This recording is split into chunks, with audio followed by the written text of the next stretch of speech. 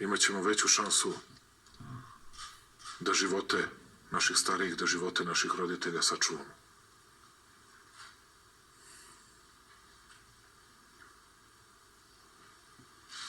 A to se odnosi i na one koji imaju neku vrstu imune insuficijencije,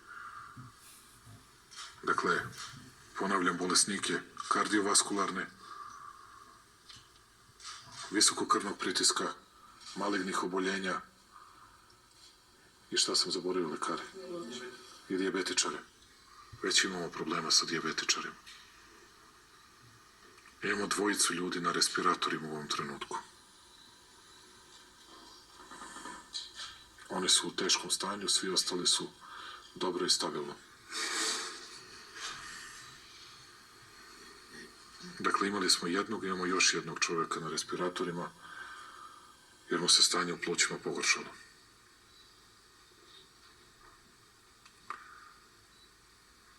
Ovo je teška borba za nas. O svim detaljnim merama, ja sam vam rekao, glavne mere. Biće svih ograničenja.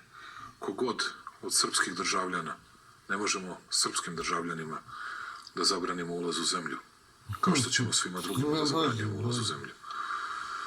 Ne računajući Kineze, koji ćemo da molimo da dođu da nam pomognu u svemu.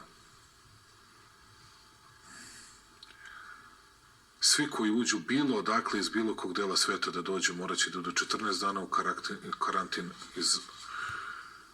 ili samo izolaciju u zavisnosti od toga šta budu odredili lekari i nadležne službe. Oni koji budu dolazili iz žarišta, oni će po 28 dana morati da budu u izolaciji, čak iako nemaju bilo kakve simptome.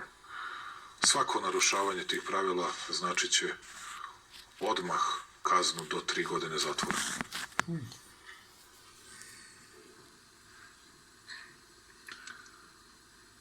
Ovo radimo, to želim da ljudi razumeju.